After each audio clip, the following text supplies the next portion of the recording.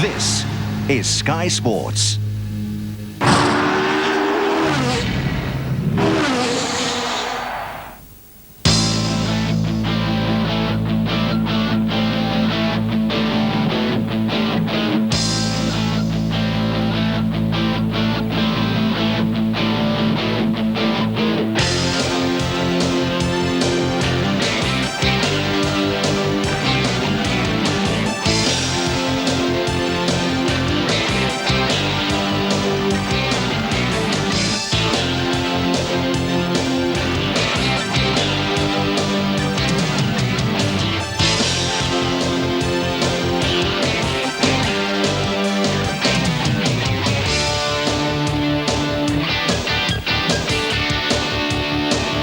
They've turned left 85,724 times since the Indy Racing League began 10 seasons ago.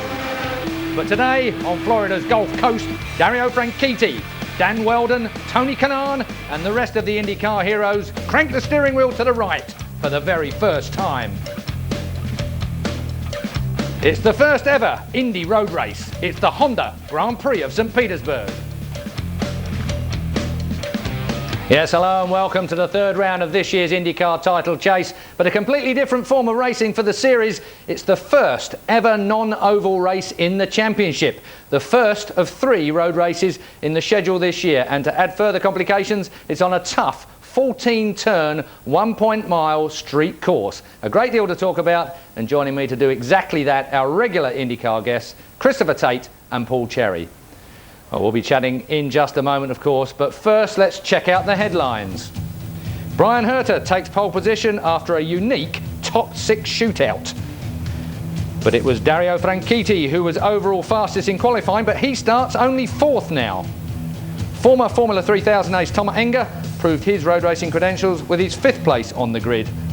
But both Dan Wheldon and Darren Manning will have to work hard. They start 9th and 16th respectively. Well, the majority of the 21 starters all have extensive professional road racing experience, the one exception being our race winner in Phoenix 2 weeks ago, Sam Hornish.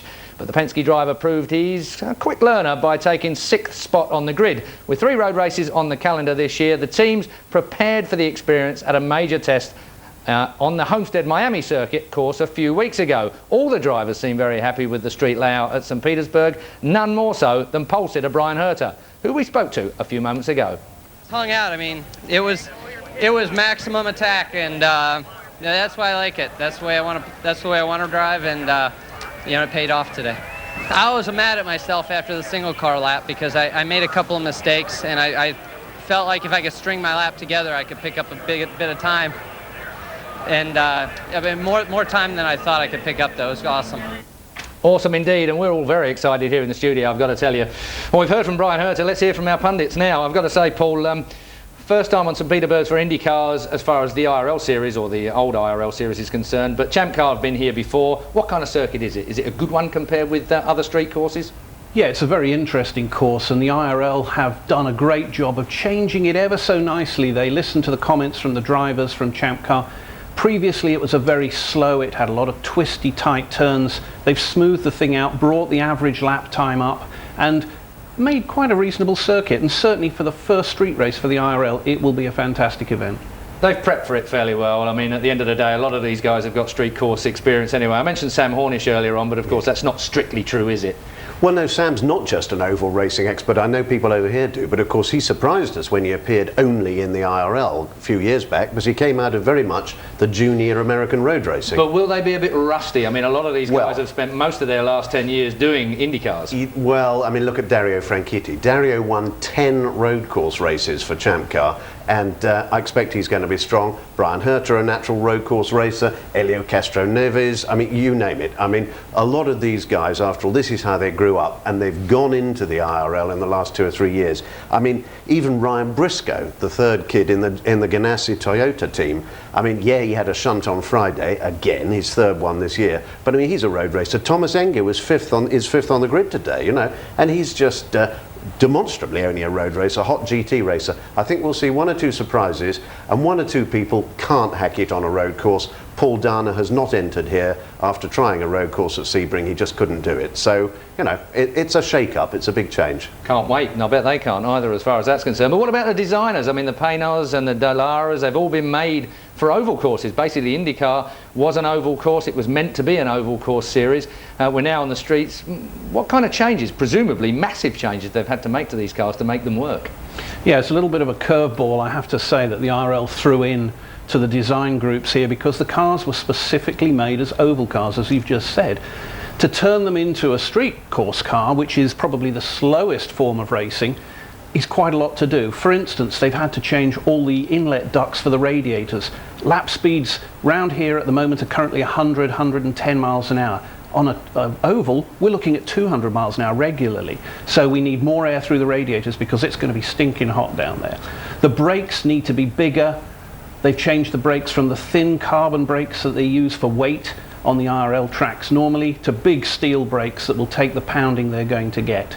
They've then obviously moved into the gearbox, this gearbox that we have here from X-Track, who supply all the IRL cars from inception. This has been designed for the oval races. It has this very large spool type differential in it normally, which fixes the rear wheels, so the left and right turn at the same time. They've had to change that to this here clutch pack so that the left and the right wheels move independently. As you said, there's a lot of money. These teams have had to buy a road course kit that has cost them over $100,000. Let's hope it's worth it. Actually, I have to say $100,000 doesn't sound that much, considering the excitement that we're going to have on three road courses this year. You ought to try selling it to them, Keith. I tell you, it causes a lot of trouble. That's your job. Yeah. Well, while we're on the subject of politics, and I suppose sales comes under that, we touched on it in our last programme regarding the domain of Champ Car. Streets, circuits and ovals was Champ Car as it was, a great series in its own right. IndyCar comes along, and now we are slowly drifting into the domain of the true domain of Champ Car. What's it all about? I mean, politically, where's it all going? Well, Keith, I mean, if you thought that the American single-seater racing politics was confused before this weekend, now it's really confused. Next weekend, Champ Car starts its 2005 series on the streets of Long Beach. They will continue to run 1 or 2 oval races a year, and that's their plan for 06 and 07. They've announced it. But the rest will be on streets and road courses.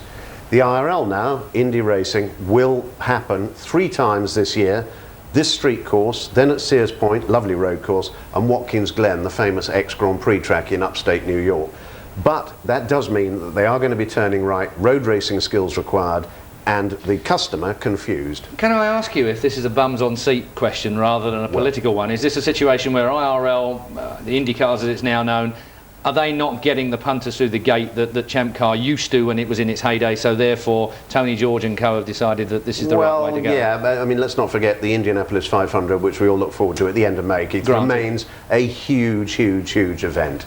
But on some of the ovals, particularly a couple of weekends ago when we were at Phoenix, you recall, the crowd was not great. That circuit's a long way outside town. The way to attract people to watch motor racing is to take motor racing to the town if you possibly can. And here we are in the middle of a famous resort town on the Gulf Coast of Florida. St. Petersburg Street's a good place for a race. Okay, well, if we weren't quite confused enough, we're going to be slightly more confused with this unique six-way shootout that we have for the top 6 qualifiers of qualifying proper. They had basically a shootout that Brian Herter benefited from and became poleman. Again, is it a gimmick or is it something to stay? I think probably the IRL officials were trying to really slightly overcomplicate it. They thought they needed to do things in a very road racing style. They may have learnt something from your friends in bike racing, Keith, you know, to try and do that sort of event. But Dario Franchitti was very quick, the quickest in qualifying. Then they had the special mix-up with the top 6, and Herter's ended up with the pole position. But Dario was quick, will be quick, and will be quick in the race. That's my bet. Providing he gets past the start, Paul. Now, it's always a critical time in motor racing generally. It's going to be the first time they've done this lot. It's going to be a very interesting scenario. Presumably a rolling start as usual. What are your thoughts? Well, as we just said, it'll be a rolling start. They have to get round the first corner. But strange as though it may seem, these guys are used to doing 200 mile an hour, very close to each other. The cars are 1 or 2 mile an hour different. Here, things are going to happen actually a lot faster for them because cars are going to be trying to outbrake each other. this is going to make it quite an interesting proposition for the first few laps. A master of understatement, I have to say. Well, thanks to both of you for the moment. The excitement is certainly building. Let's cross now to the Sunshine State and check out the grid with our US commentators, Gary Lee and Larry Rice, who I suspect have never commentated on a road race before. But first, we can hear the most famous command in motor racing from IndyCar president Tony George. Drivers, start your engines! Well, I think the PA sound system went down there. We caught the tail end of it, but obviously they know what they're supposed to do at that time. So one by one, these cars jump to life. There is some concern for that first turn. They've been warned about that in the drivers' meeting. It's a very, very tight right-hander. And as they come off turn 2 through turn 2 and swing out to the outside, that's the pit exit. That is a problem area as well. It will be later in the race. Turn 1 is a concern. They had a race here earlier today, the Infinity Pro Series, and there was a crash going into turn 1. A couple of cars ran over each other, put about 3 cars out of that race. They don't want these guys doing that. They want them to be careful going into turn 1. They want them to make sure they get in line, or if they don't get in line, they don't squeeze somebody out and put them in the wall. Well, of course, this race being promoted in part by Michael Andretti. He is part of a promotional team that put this program together, along with Barry Green, a former IndyCar owner. There you see the cars all taking off. There's what you're talking about, Gary. Coming out of the turn, they're going through turn number 2. They'll be swinging out to the outside, so you have to be careful if somebody's exiting the pits. Second straight race, Brian Herta on the pole in car number 7 outside Elio Castroneves, who was quick through the 2 practice sessions on Friday afternoon. The second row on the inside, it is Tony Kanaan, last year's champion, and outside Dario Franchitti, who was fast in the single car qualifying yesterday, but has to start outside the second row. The third row, the rookie Thomas Inge, and outside Sam Hornish, who won the last outing, leads the point standings. He starts outside row 3. On the fourth row, on the inside, it's Kusuke Matsura, and outside Thomas Schechter, who won the pole season opening event down here in Homestead, Florida. Dan Weldon, who won that first event at Homestead, starts inside row 5 alongside the rookie Ryan Briscoe in number 33. Scott Dixon, the champion a couple of years ago, will start inside row 6 outside Vito Mira in car number 17 for the Ray Hall Letterman organization. In the 7th row, it's Alex Barron and his teammate Patrick Carpentier. So the Cheever Racing team will share a row. In row 8, Danica Patrick, the young lady, the rookie, will start inside Darren Manning. Car number 10. The 9th row, Buddy Rice on the inside. Roger Yasakawa will start outside in car number 24. In the 10th row, near the back of the pack, on the inside, it's Ed Carpenter, his first ever road race. Former 2-time Trans Am champion Scott Sharp. A.J. Foyt IV, after that shunt this morning in practice, will start at the back of the pack, starting his first ever road race. It'll be a grand learning experience for these guys. Well, it certainly will be. I mean, a lot of them have a lot of experience. Yellow flag is still out. They're going to take them one more lap around before they get going. Well, here are the guys with the Champ Car Series experience. All these guys have road race experience. Dario Franchitti, in fact, on his resume, has 8 victories on temporary road circuits. Watch for him to be competitive this afternoon. Yeah, and all of these guys have run on this type of course or on this course. They did run a couple of races here early in the 2003 and 2002, I think. I'm not sure the racetrack is exactly like it is today. Beautiful day here for the race. The temperature at 20 degrees Celsius, light winds. The forecast, well, look above your head. That's what we're going to have all afternoon. Nice and sunny, pleasant, mild. What a great, great location for a temporary road course. And we're going to have at least one more lap as you ride along with Schechter. Thomas Schechter starting back in the 8th position. Yeah, as we mentioned, he'll have another teammate during the month of May in Buddy Lazier, and there is Scott Dixon on board. He'll be starting back in 11th. This is that tight section, turns 4, 5, 6, 7, and 8 through the city streets. You can see some of the skyscrapers and hotels in the background. Now they come out onto Bayshore Boulevard. Tony Kanaan starting back in 3rd position. You can see the water off to the left. Bayshore has a slight kink here to the left. This is a flat-out turn, though. It's about 63 feet wide through here. The kink is flat out. And that will take them down this left-hand turn 10. There's Ryan Briscoe starting back in the 10th position, one of the rookies. You see the yachts off to the left in Tampa Bay. Yeah. There's Alex Barron.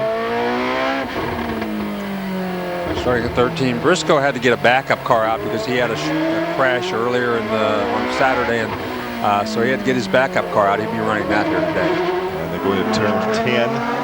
That takes them to the first, the 2 fastest turns on the racetrack. And you can see the concrete. This is the runway.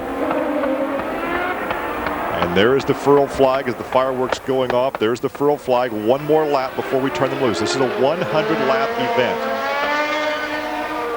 A lot of fireworks, a lot of celebration here. I think everybody, a lot of the competitors are very, very happy to be back on the road course for the first time in several years. Not that they don't like the ovals, but they certainly do like the road courses as well. And it's going to be interesting because a lot of these guys, you know, it's a different mentality to run a road course. An oval is everything precise. You can't make any kind of mistakes. Everything you do, you touch anything, you're going to be in big trouble. On a road course, it's it's more like a street fight. You can touch, you can kind of slide around a little bit. You can do things on a road course you cannot get away with on an oval. And it's you might put you out of the race, but on an oval it can do more than that. It can actually hurt you real bad. There's not a lot of room for error when you're running side by side. Now on a temporary course, there's no room for error on one of these because you see what's on either side of the racetrack. When we get to Watkins Glen, we get to the other permanent courses, there's some grass and runoff areas you can get in trouble and not tear your car up. And this kind of racing is much more physical. The oval track is much more mentally demanding, I think, in a lot of ways, but this is very much more physically demanding. You're always turning, you're always shifting, you're always working, and if you're not in great shape, if you're not in excellent shape, you're going to be worn out by the time this race is over. Now 27 shifts per lap.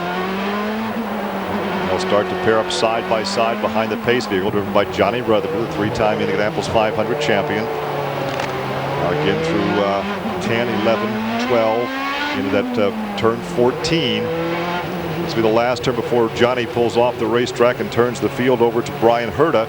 His second straight pole position. There goes John. He pulls off. Oh, Herta better get. Better get up there. Yeah, he did the smart thing. He kind of hung back. Oh, look at that. Then he goes on by. Yeah, then he went on by while Castroneves had to get out of the throttle. Look at this, though. Honorary starter is the mayor. They did get through there 2 abreast. Herta did maintain the lead. Kanaan stuck by for third, though. Or for second, I mean. Kanaan got Rick Baker, the mayor of St. Petersburg, the honorary starter. Kanaan goes to second position. Ooh, and there went Schechter by Hornish. He made a kind of a move in there, turn 3, and nobody thought it was. I didn't think they were going to be able to pass in that area, but he sure did right then. Well, Schechter's a street fighter. Although we've seen him do battle on the ovals, he loves the road racing, and this is kind of a race where you got to stick your nose and you got to take some chances. Well, he certainly. But not quite this early in the race. Yeah, he certainly did right there. And of course, we said Hornish does not have a lot of experience on this type of road course, so he was probably taking it very easy, especially here on the first lap. Well, Hornish leads the points by virtue of his win 2 weeks ago. Weldon now some 6 points back in second. Tony Kanaan is third in the points. Then Castroneves and Manning, the third race of a 16-race schedule this season, which will include 3 of these road races. This is the only temporary circuit. We have 2 permanent facilities we'll be attending, in Infineon out in California and Watkins Glen in New York. And so far, there's about 5 of them stacked up right behind Herta. And it looks like Kanaan is faster, but hasn't found an opportunity yet to make the pass. Franchitti back there looks to be very quick too, as he looks like he's trying to get around Castroneves. Well, this is the type of circuit that you can be faster than the guy in front of you, but you simply can't find a way by.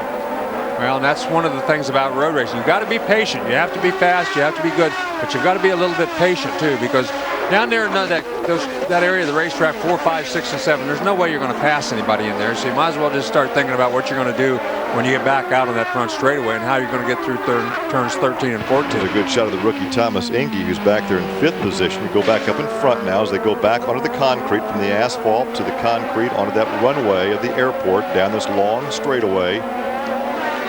Thomas Inge doing a nice job. He's hanging right in there with all the big guys. He's one of the top 5, running in 5th and running right with those guys. Well, as you see, Herta continues to lead now after 2 laps. Kanaan second, Castroneves third, and these drivers are quick to explain to the race fan, or the passing race fan, you're not going to see that side-by-side racing in this type of competition. No, it is a different kind of racing. It's completely different. You're not going to see the side-by-side every lap, but you're going to see a lot of tacticians, a lot of you got to really be smart, especially with your pit stops. Boy, if you can get an advantage on a pit stop, boy, it makes all the difference in the world. Track position means everything. That's why qualifying is so important here. Well, of course, in road racing, we have what we call localized yellows. Of course, this is the international broadcast. We're going into countries where Formula One is very, very big. Everybody knows about localized yellows. Brian Barnhart said today in the drivers' meeting he's going to be very, very liberal with full track yellows. Does not want to take a risk of going to a localized yellow and these guys that haven't raced for a while on the road course getting jammed up in the problem. So we may see some full course yellows that would normally not be a full course yellow. Well, I think he's made that pretty clear to the drivers that that's what he's going to do, especially here on this very first effort on the road courses. So far, though, it looks like these drivers have handled themselves very, very well. As Kanaan once again looks to the inside, right there in a portion of the racetrack that I didn't think was going to be conducive to passing. But boy, he's made that look 2 or 3 different times, but it's never been up far enough to make the pass. Go back on board with Kanaan through that the street section before you go out on Bayshore Boulevard. This is the kink, the left-hand kink right there, and that takes you down this left-hand turn 10. There's the turn 10, straight away to turn 11. They get clear down into second gear, and then they get clear up into 6th before they get clear down there. They're almost straight out there. Now then they have to downshift again. Down into second gear here. Left-hander, there's the pavement change. Car wants to get loose right there and almost collect that outside retaining wall. The pit area is off to your right. Long straight away to this tight right-hand first turn. Now watch as you go into turn 2, as you'll see the exit to the pit lane right there. That will become an issue when we start making pit stops, especially under green. If we have a full course yellow, that won't be a big issue. Yeah, Kanaan really, this is the fastest part of the racetrack for Kanaan. He really gets into this portion very well. He outbreaks everybody getting into that one section right there. Alherta has led all 4 laps from the pole position. Kanaan is second, Castroneves third, Franchitti is fourth, then Inge. Schechter is fifth, make that 6th. Weldon now is 7th, 8th is Hornish, 9th is Dixon, 10th is Masura. As we go through the rest of the field, Mira is 11th, Briscoe is 12th, then Compartier, Barron, Danica Patrick is 15th, then Manning, Rice, Sharp, Yasukawa, Carpenter, and Foyt.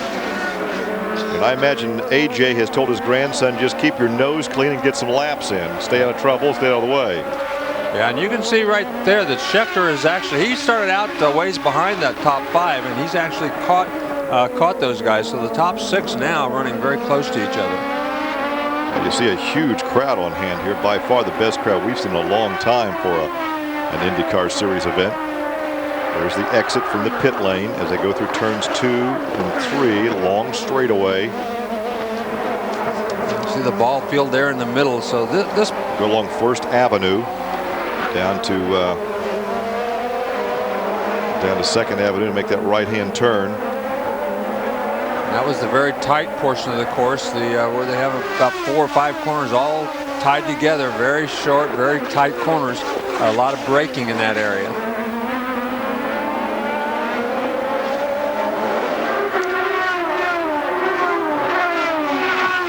Right now, I would think this early in the race, what's the strategy? You just keep your nose clean, not make any daring moves, not force the issue. Well, you're trying. Wait for the guy in front of you to make a mistake. A lot of these guys right now are just trying to figure out exactly what they can do, what's going to happen. As the more rubber that gets down, as the weekend goes on, and as this race goes on, there's going to get to be more grip. So they're trying to figure out where they can make their move, when they can make their move, and how they can make the move. We've seen Kanaan 2 or 3 times, as he does right there, get down to the inside, think about trying to outbrake somebody getting into turn number 3. Hasn't done it yet, but he's thought about it 2 or 3 different times. Castroneves is back there just kind of going to school. Castroneves and Franchitti have been the 2 fastest guys all weekend long, and they're now running in 3rd and 4th, just kind of going to school on the guys in front of them.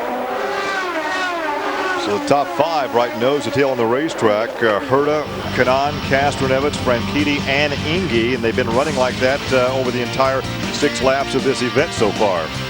Laps in the book, working on lap 9. And the only real action we had was right at the very beginning when Castroneves made that move to the high side. Yeah, it's that same Hornish we're looking at right there, and he's fallen back just a little bit. He's back in 8th spot, but still, for somebody who he really hadn't run a road course at all other than in go-karts. He's done some testing. Penske, of course, tests extensively, but still, for him to come out here and run in front of a lot of drivers who have a lot more experience on this type of course, I think is great. He's ahead of Dixon, Mira, Briscoe, Carpentier, all those, and Barron. All those guys have a lot of road racing experience, and a lot of it very recently, quite honestly. He did do one thing though that was kind of amazing. Went out and bought a simulator, a road racing simulator, and he spent hours and hours and hours sitting in his basement running that road racing simulator last winter. Obviously something worked because he's doing a fine job. Well, he got married last year, and I think his wife anticipated a lot more time with her husband over the winter months. He was parked in front of a simulator road racing. Well, but it all pays off. If you want something bad enough, you've got to pay the price. Everything's not fun and games in this kind of sport. You've got to be in good shape. You've got to do your homework, and if it takes sitting in a simulator or testing, then that's what you've got to go do. These guys are hard to impress, but after qualifying yesterday, a number of the real road race veterans came up to congratulate Sam on how well he did, because it was a pleasant surprise. Well, and I think they were all surprised as well as impressed, because I don't think anybody, including me, expected him to be in the top 6, and he was quick in the top 5, 6 all weekend in practice. Yes, he was. And like I said, they've tested some, but they'd never run this course before. And street courses are different than regular purpose-built road courses, because all these streets, they're slanted. They're crown in the middle, they're slanted out on the end. So when you go over that crown, it's kind of loosens the car up and want to slide towards the wall. Well, plus you have pavement changes. You've got the inside curbing. And if you make a mistake, there's that concrete. You're in a concrete canyon. It's not like as you call a purpose-built racetrack where you got room to slide off through the grass. And we said that you don't have to be as precise. But on the other hand, if you do make a mistake and clip a tire wall or something, you're going to be in big trouble, because there are walls all the way around you. It's very narrow. And it looks like Schechter is closing in on that 5th place position. His teammate Inge. Well, the Chevrolets we've talked about before are quite a surprise to me. I didn't think they would be as strong this year as they have been, but they've done a lot more homework than I think anybody in this series thought they did over the winter. I think they thought since it was going to be their last season in IndyCar, they were just going to kind of coast, take whatever they could get. But obviously, not only the Panther Racing team, but Chevrolet have done their homework. Well, we've mentioned the Panther Racing team with a 3rd driver for the month of May in the Indianapolis 500. And Buddy Lazier, that will have sponsorship from Jonathan Bird's Cafeteria. Now, if you followed this type of racing for a number of years, Jonathan Bird was a long-time race car sponsor, then a racing team owner, owns the largest cafeteria in the States, in America. But he suffered a debilitating stroke last September, is in a rehabilitation center south of Indianapolis. And as a tribute to him, his sons, Jonathan Jr. and David, put this sponsorship program together to bring Lazier back to Speedway to honor their father. There is Danica Patrick. She's running back in 15th spot right now, but her goal was to come in here, run nice and clean, be around at the finish. That was what she said. She's run some pretty quick laps, it looks like. Pretty consistent, too. Yeah. So, yeah, she knows she's in a different situation now. She's in a situation that she has to succeed in. She's in the spotlight all the time. She felt a little more pressure this weekend because this is her background, and people expect her to do better on a road course than an oval right now. Well, she's outrunning Buddy Rice, so she's outrunning one of her teammates. Well, Manning has a lot of experience. Right. Sharp is a 2-time Trans Am champion, and Sharp's back in 18th. Rice is 17th. Manning is 15th, and Foyt who's off? Foyt is off with. Is that Castroneves? Oh boy, that's Elio Castroneves. Foyt and Elio Castroneves got together going into turn number 13. What a tough break for Castroneves. Of course, Foyt, one of the slower cars on the racetrack, does not have a lot of experience. He's still under power, but Castroneves is just sitting out there in the middle of the racetrack. What a tough break for Castroneves. You can see the damage on the right side of that race car, and so he is unbuckling. He's climbing unbuckling, out. getting out. He's going to call it a day. Yellow will be coming out because Foyt's back up on the racetrack. So what a tough break. Let's see if we can see exactly what happened. Castroneves got to the inside of Foyt. Foyt didn't give him room. And Foyt just didn't give him room. Didn't see him coming and went down and hit the thing. You know, he should have known they were there because a couple of cars had already been past him. He should have known that all the fast guys were coming, and he just did not give enough room. He moved out some, but he didn't move out far enough to give Castroneves the room to go by on the inside. AJ, as we mentioned, was going to use the number 48 this weekend to commemorate his 48th year in IndyCar racing. Foyt has stopped again on the racetrack.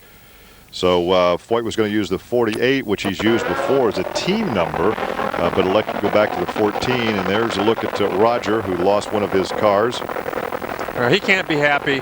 I'm sure Castroneves is not happy, but that was one of the fastest corners on the racetrack. That was down in corner number 12. So those guys were through there pretty much flat out. A couple of cars went around Foyt. He just did not give Castroneves the room to go by him on the inside of corner number 12. And once they touched, you can see Castroneves had both wheels up over that inside curb, so he was down as far as he could go.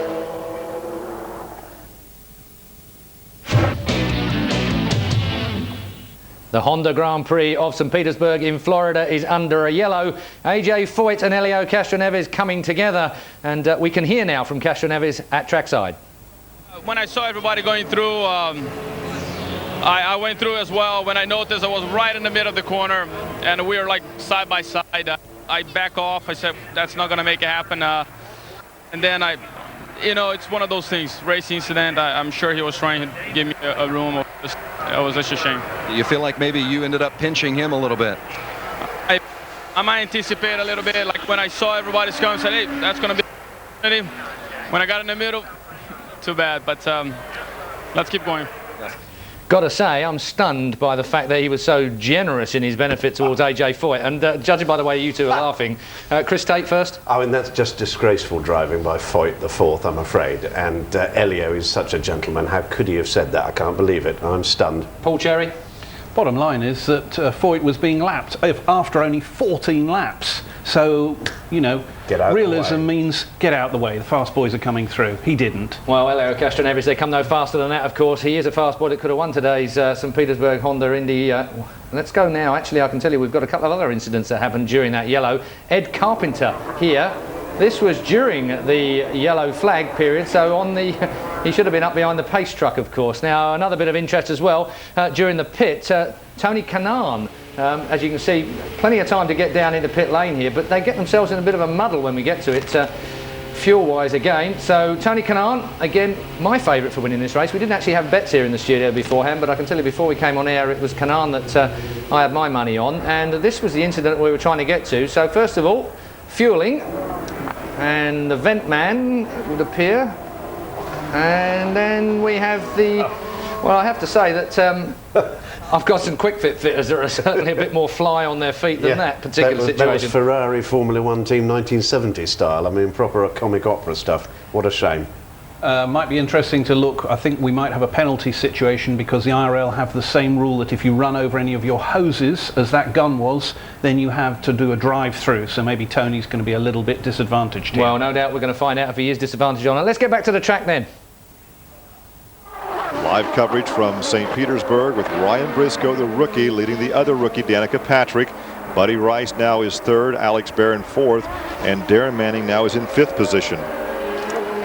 Well, both rookies doing an excellent job right now. Ryan Briscoe doing a great job as he's pulled away from everybody, and I'm sure everybody down in Sydney, Australia is cheering quite heartily right now as he's, after a kind of a rough beginning to the week, has proven that he can handle the road courses and handle them well. Look back at Danica. Right behind Danica is her teammate, Buddy Rice.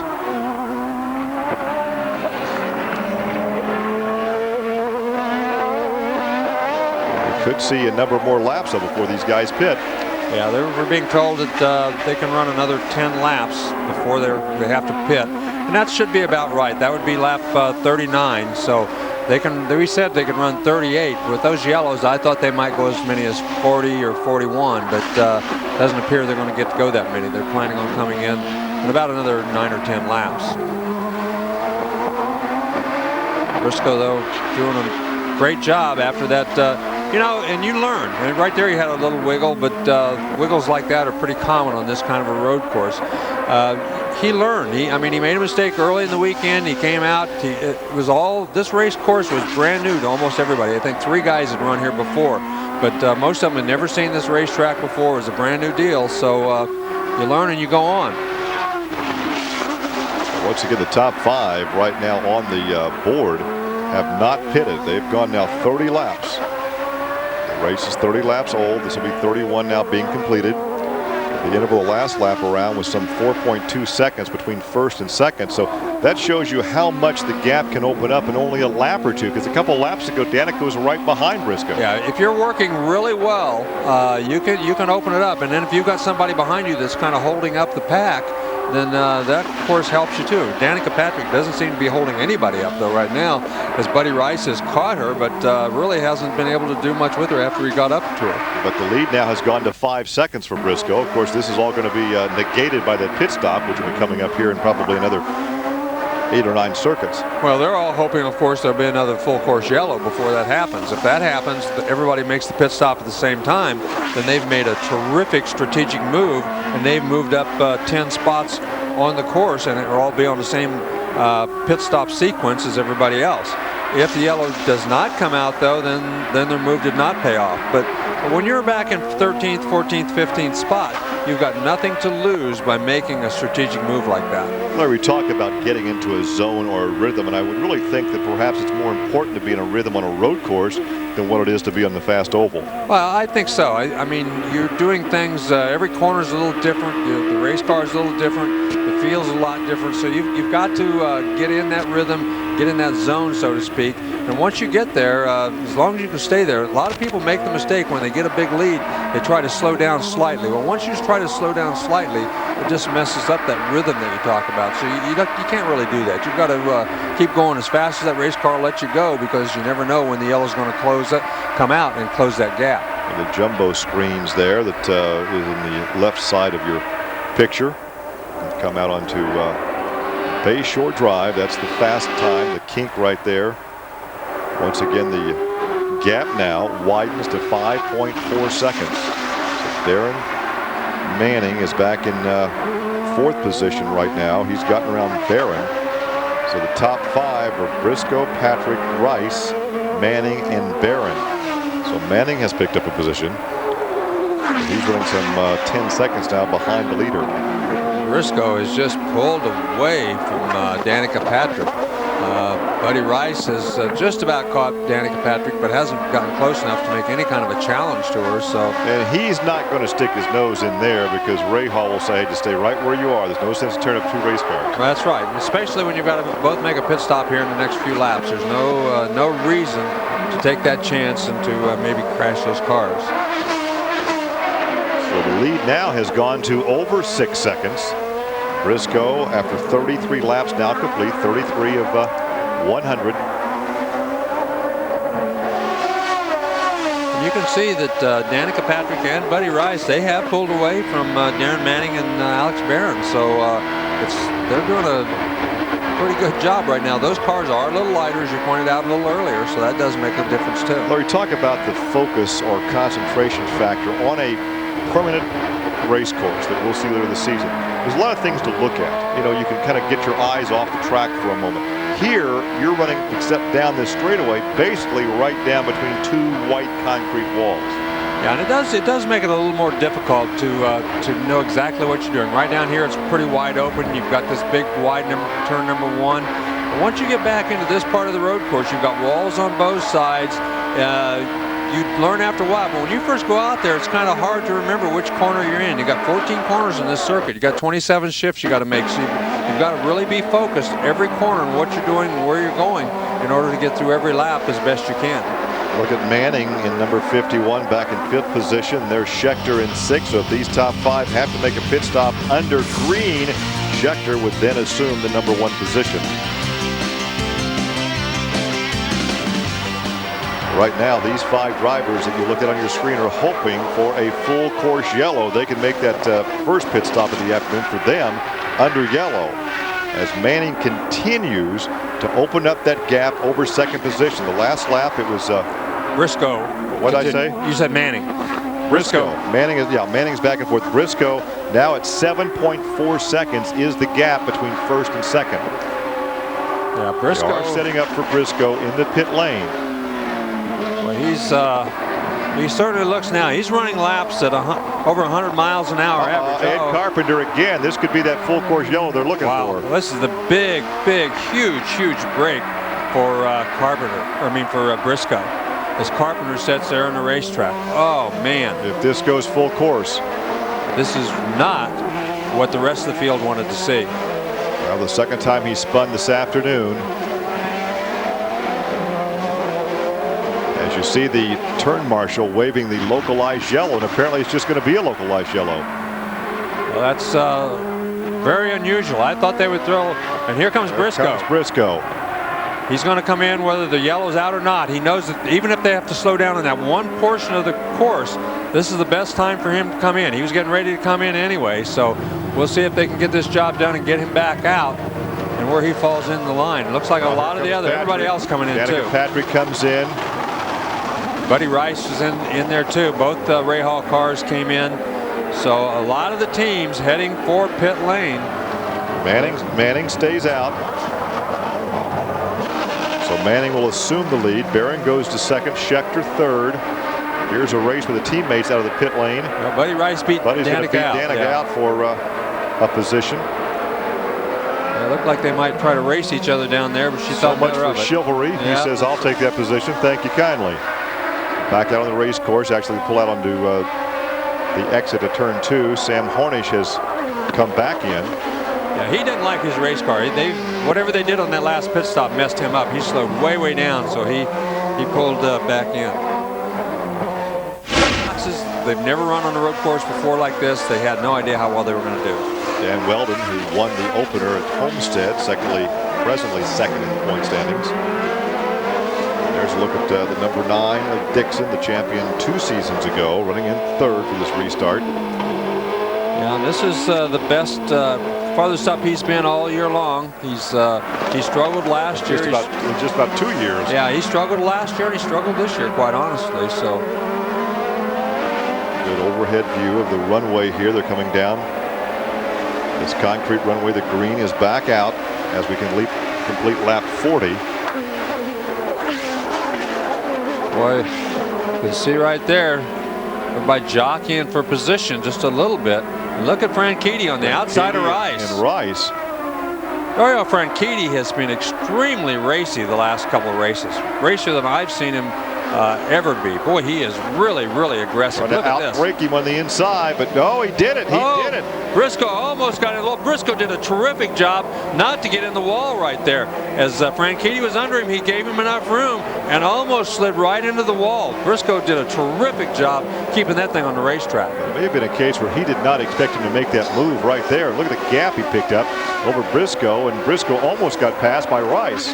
Yeah, I'm sure he was right behind Rice. I'm sure he did not expect that, but once he saw him in there, he did move over, give him room. But boy, when he moved over, but he ran out of room too. Exactly. What happens is once you get out of that groove, there's marbles out there. There's little pieces of rubber, and you pick those up on your tires, it can be a disaster. He's lucky he was able to keep that car under control. Car might not handle all that well right now if he picked up all that rubber out there. A little bit of vibration as you look down the long straightaway, the front stretch of that right-hand first turn. So now with 42 laps complete, Herta continues to lead this thing over his teammate Weldon. So Andretti Green looking pretty good at the top of the show as usual. Brian Herta, the pole man, making it work perfectly for him, and Dan Weldon up from 9th place.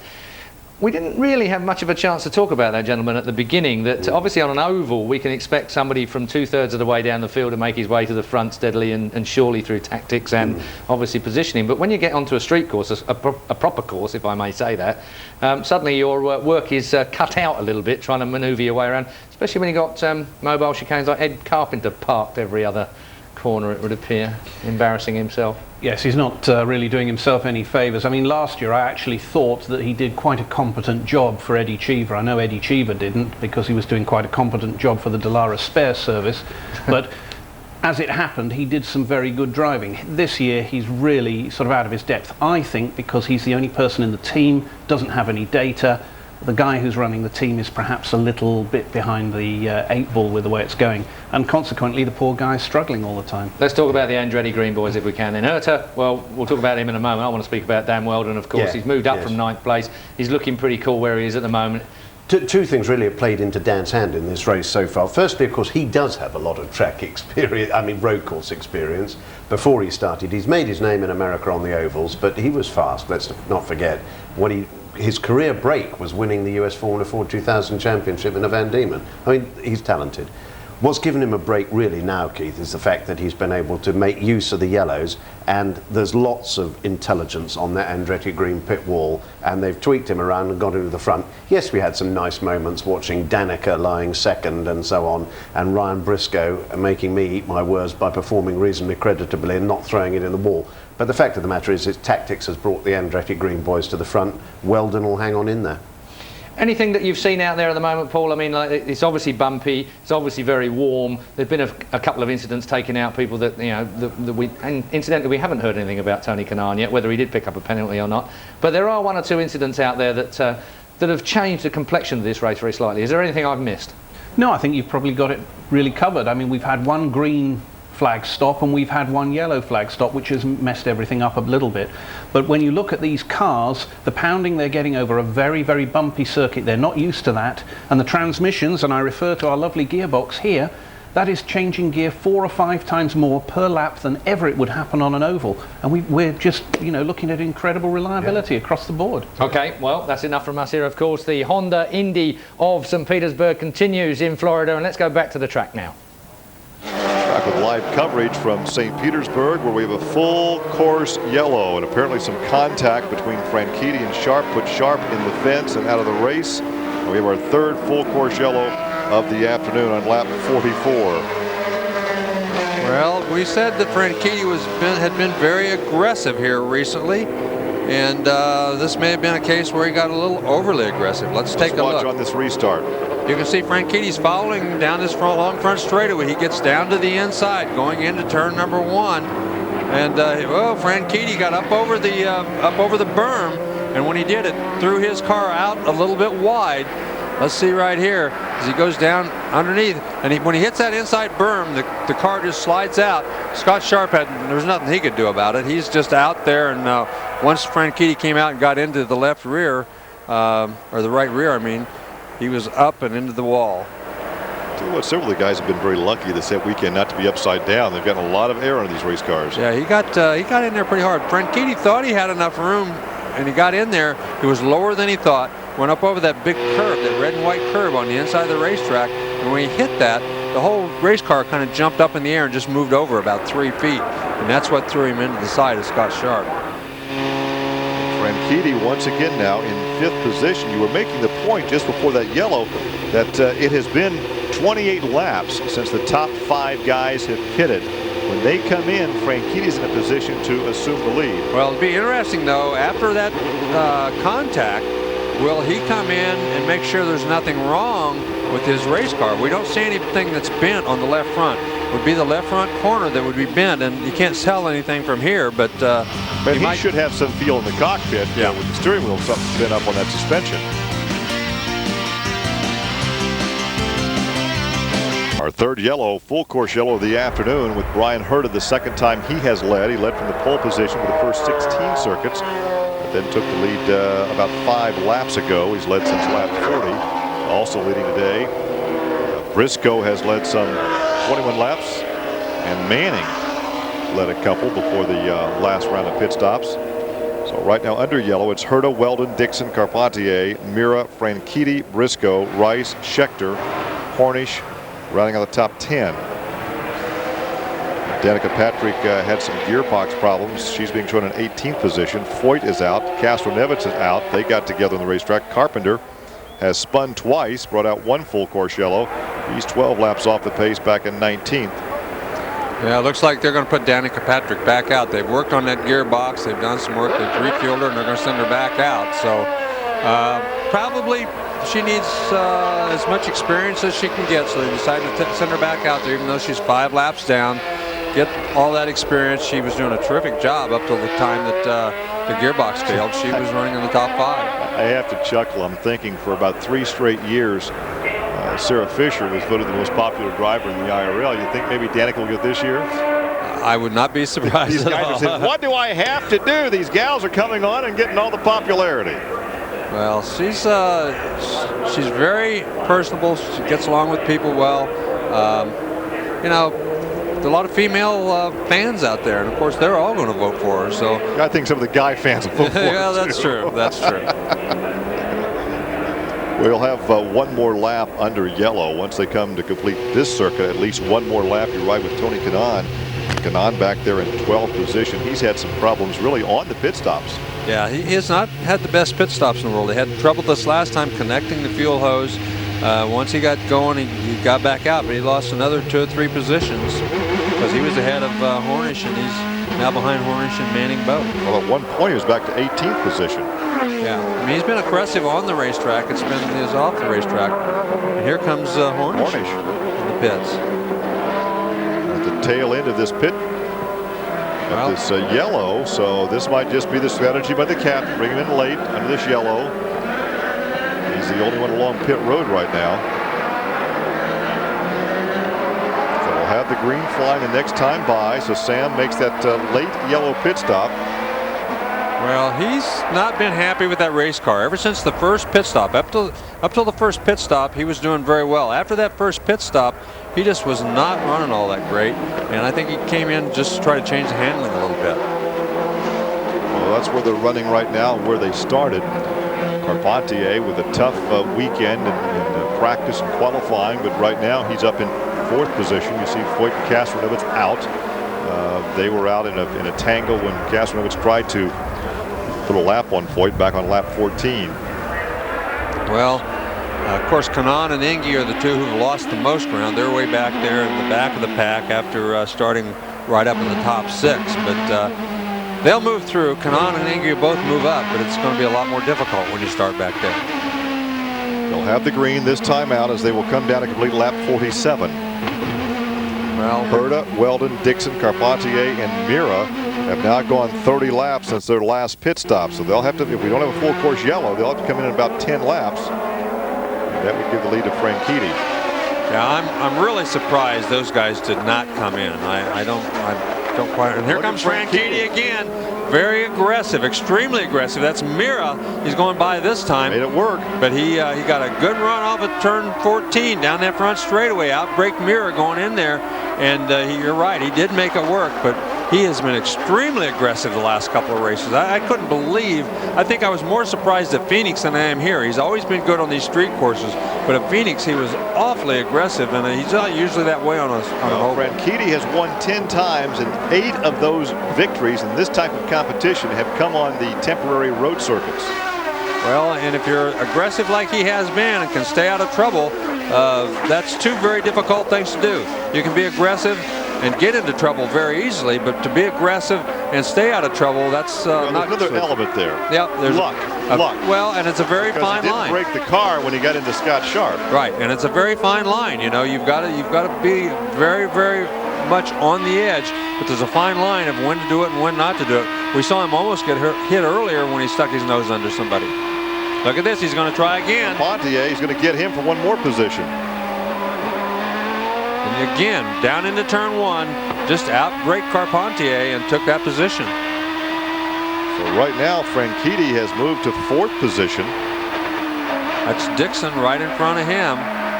And under braking, he's got that car all figured out. He really gets a good run down the straightaway and then really just outbraking everybody in front of him. Well, it's Herta, Weldon, Dixon, and then Franchitti. So 3 of the top 4 are Andretti Green drivers. The 4th of that stable is Kanaan.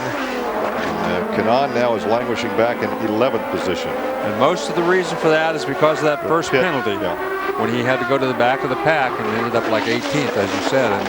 And it's hard to recover from a mistake like that. Okay, let's see what Franchitti can do now along the front straightaway. He's going to get another position. He got a good run off of that corner. He's going to pull down and try to get by Scott Dixon going into turn 1. Here's the move. That just outbrakes him. Just pulled down there and outbraked him going into turn 1. So he's made 3 position passes in that same spot. In the last 3 laps. He's got 1 position every lap for the last 3 laps. So now you realize that the Andretti Green team has 1st, 2nd, and 3rd. Well, we'll see if it gets a little more difficult now that he's caught Dan Weldon. There will be no team orders, though. No, there won't be any team orders.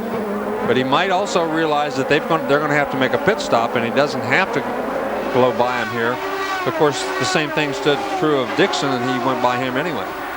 So right now, Herta and Weldon have gone 33 laps since their last stop. Franchitti has gone only 13. So on this run, it's Herta and Weldon. That's Briscoe we're riding with right here. That's Mira right in front of him. Briscoe's back in 7th position. That's Mira in 6th. And there's Franchitti. Yeah, and you can see that once he got around Carpentier, he's not had nearly as much luck with Dan Weldon. Dan Weldon's getting off of turn 14 much quicker than the other guys are. Dixon got around Carpentier too, though. He's moved up a spot. So Herta, Weldon, Franchitti. There's Scott Sharp. Oh, I thought we were going to hear from him. Guess not. Herta, Weldon, Franchitti for Andretti Green. Then Dixon for Team Ganassi. Carpentier is Team Cheever. Mira is Rahal, Letterman. And now Briscoe is back in 7th. Schechter is 8th. 9th is Rice. 10th is Manning. We told you Danica Patrick back on the racetrack, but she is 5 laps off the pace with gearbox problems. She's back now in 17th position. Scott Dixon on board with Scott, currently in 4th position. Yeah, and Scott Dixon, once he got passed by Franchitti, he's been able to kind of keep up with those guys, but hasn't been able to get up and actually challenge them. As Franchitti appears to be probably the fastest guy on the racetrack right now, as he's catching up with Weldon, and we'll see if he makes a challenge to pass him. 51 laps now completed, the 100 scheduled. On board again with Franchitti. This is up through the sections of 4, 5, 6, 7, 8. Very, very tight part of the race course. Easy place to make a mistake and get into trouble. Looks like Dixon starts to close in now on Franchitti. The top 4 nose to tail on the racetrack on lap 52. Coverage from Tampa Bay on the western shore of St. Petersburg here in Tampa Bay. Second of 3 races of this season to be, second race in Florida of the first 3 of the season. Of course, we opened at Homestead. And this time of year, you have to run someplace where it's warm. Somewhere where it's warm. And Phoenix and Florida seem to be 2 of the best places to go. California's been so wet here in recent weeks. It's a good thing we're not scheduled to be out there. Herta now leads Weldon and Franchitti, his 2 teammates. But now will they come in this time? Well, they're going to. Nope. Not this time. They're going to. Dixon's pit is getting set up. Target Ganassi teammates getting ready to bring. Carpentier finally comes in. So he's one of. I tell you, these Hondas are getting incredibly good fuel mileage. Yeah, he's one of the 4 that stayed out. So he's going to be coming in now. Then there's only 3. But he also has a Toyota. Yep. He's trying to get out of there before the hose was 11.4 seconds for Carpentier. He almost came out before the fuel line was disengaged. And that's easy to do. It's an easy mistake to make. That's why you have to have somebody there telling you when you can go, because once they let that car down, you want to take off. But if the fuel's not disengaged, it can be a big mistake, and you can pull over the fuel holder. Well, let's look for Herta this time, Larry. Herta, and will they bring Weldon in as well? They've gone 45 laps. Actually 46 with this lap. Right along with Dixon. And there comes Herta. And there comes Dixon. But Weldon stays out. So Herta comes in. Weldon takes the lead for the first time this afternoon. Our 4th different leader. A 60-mile-an-hour speed limit on pit road. So they have a button they just push on the dashboard that keeps them at that speed. 10-2 for Dixon. Stop. Herta being serviced now by the Andretti Green team. They're going to try to put enough fuel in there. Go the distance. That's exactly what they're trying to do. 12-4. And who's going to win this race out? Dixon won the race out. I think Herta stayed in to make sure he got every bit of fuel. He He wants to go the distance. I think he's going to try. I think he's going to try to stay out there and finish this race without making another pit stop. Well, they shouldn't have to. Well, like 45 laps, 46 laps. Now he should be able to make it. So 38 laps to go. Yep, so he should be able to make it. And if he does that, then he's going to be in a great position to win this race. Now we should see here comes Weldon. So Franchitti leads for the first time this afternoon. Yeah, Franchitti is going to have to make another pit stop. So Herta played his cards right, and Weldon also will not have to make another pit stop. So looks like those guys in the long run, even though they're pretty far back in the pack right now, their strategy may have paid off. Herta, Dixon, Carpentier. And even with a full course yellow, they really shouldn't have to stop for tires. They should be able to go even if it stays green. And if it's all about track position. Whether it's a green or not, they should end up in the lead. Well, Franchitti now assumes the lead, as we had said, once those guys made their pit stop. So now Franchitti, Briscoe have gone 27 laps. Schechter has gone 24. He's in third. Rice has gone 27 since his pit stop. He is fourth. Manning now is fifth. Sixth is now Kanaan. Wow, look at this. Franchitti is going to come into pits. This is a pit strategy. He's going to be the first one in, hoping that he can be first out. If there is another yellow, he can stay out and gain all those positions. This is a strategy move, not because he had to, but it's purely a strategic pit stop because he knows if he pits now, he can make it to the end. So they're going to try to make this pit stop, and then if there is another yellow, they will not have to come in under that yellow. So a very strategic move by these guys. They want to be able to stay out and not make another pit stop no matter what happens on the racetrack. So Briscoe for the second time this afternoon leads. He led laps 17 through 36.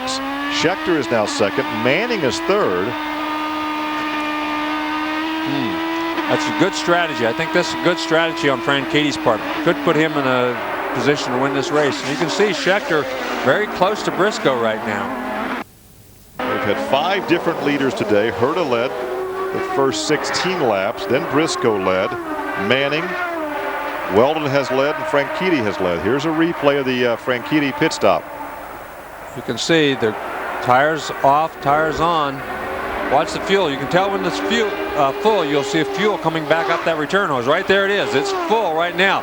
They leave it in there until they make sure they've got every last ounce. They stayed on there a lot longer than I thought they would have, just to make sure that they had every bit of fuel in there that they could get. Well, Franchitti now after that pit stop is back in 7th position. Briscoe is your leader. Franchitti now being shown, well, he'll fall down through the serial as we go through this this lap. There's a look at your leader. Briscoe. Schechter is second. Manning is third. Then Kanaan up to fourth. We'll have to make one more pit stop though. Then Ingi, Matsura. Hornish is now 7th. Franchitti is 8th. Weldon 9th. 10th is Rice. Dixon is 11th. Herta is 12th. Carpentier is 13th. Mira is 14th. Barron is 15th. Those 15 drivers are on the lead lap. Then we have Yasukawa a lap back in 16th. Danica Patrick 5 laps back in 17th. Sharp is out.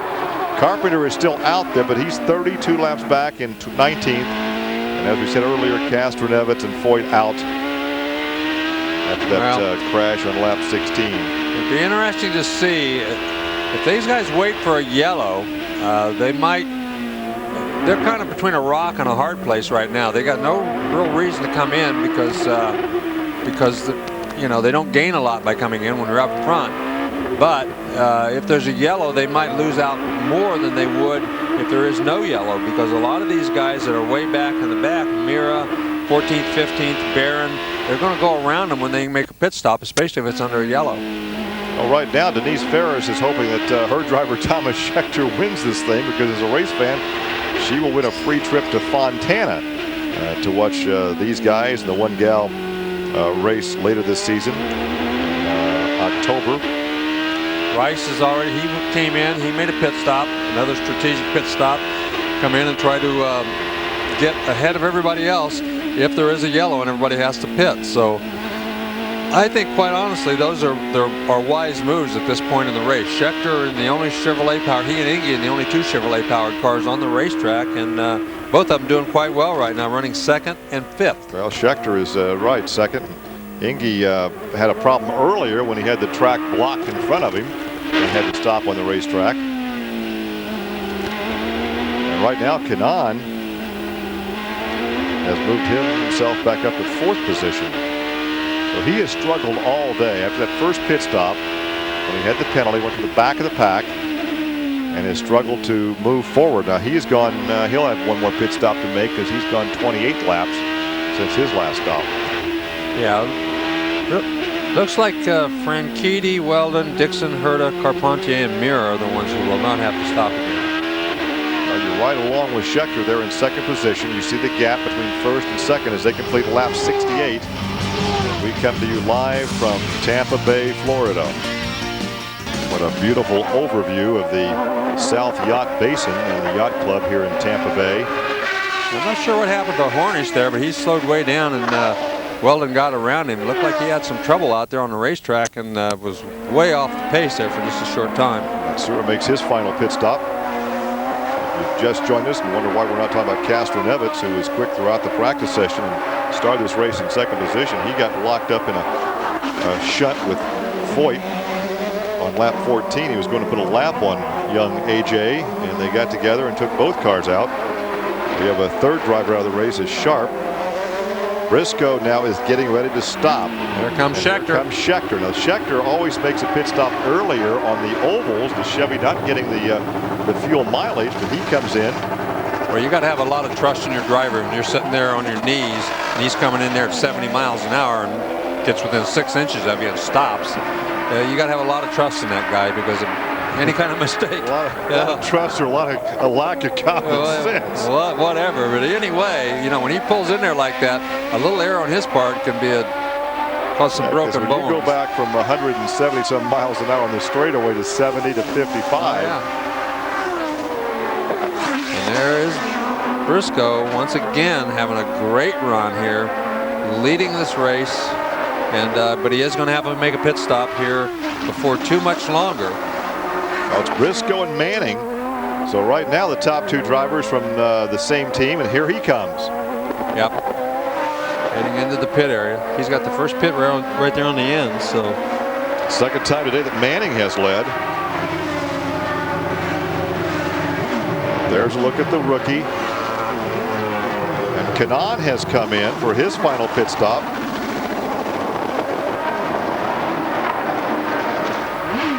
Tony Kanaan comes in for his final pit stop. And Manning or Briscoe just made his stop. Trouble getting the fuel hose in. Something is wrong with that fuel. They could not get the fuel in. So this is going to put him again at a huge, huge disadvantage. They could not get the fuel hose in. I'm not sure what the problem's been, but he's been in 3 times, and all 3 times they've had trouble with that fuel hose. Wow, what a tough break for him. It didn't look like it took a lot longer, but boy, it doesn't take a lot on this racetrack. Look at Franchitti there in 4th position. And that's Briscoe right in front of him. So Briscoe went in with the lead and comes back out in 3rd. Well, but the important thing is he beat Franchitti. He got out in front of Franchitti. They both made their final pit stop. Now then, if Franchitti wants to win this race, he knows that he's got to go around Ryan Briscoe. Briscoe has looked pretty quick, but so has Franchitti. Franchitti got off that corner pretty good. I think he's going to give him a shot right here. Here he comes down the straightaway. We saw this several times earlier. There's Inge and Mira. Inge's having a great run here today. Been back in the pack a couple of times because of different things that have gone on, but he got messed up there with Yasukawa for one thing. That hurt him a lot. Well, Mira is at the back of the lead lap. This is for, well, the leader is now shown as Inge. Inge is the leader because he is not pitted.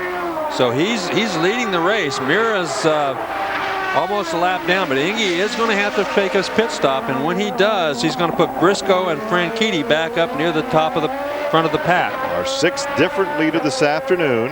Uh-oh. Schechter is in the tire barrier. On lap 78. What a tough break for Thomas Schechter. He was running. Will this bring out the full course yellow? Running in at that point, position. it probably will.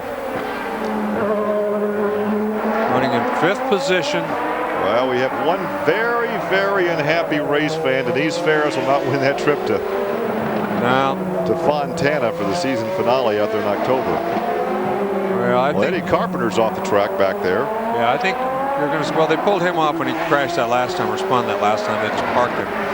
But they're going to have to get the wrecker out there and get him off of the racetrack, because they're not going to push that thing off. You can see that left front's laying all cockeyed there, so he hit that pretty hard. There you can see out the back as the safety truck pulls up.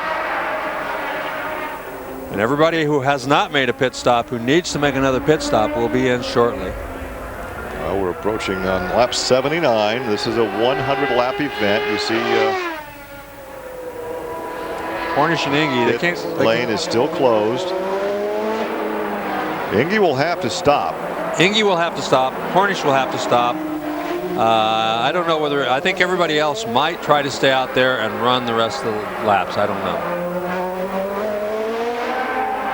So right now, under yellow, there's the yellow from the flag stand. It's a full course yellow, the 4th of the afternoon. Inge will have to stop.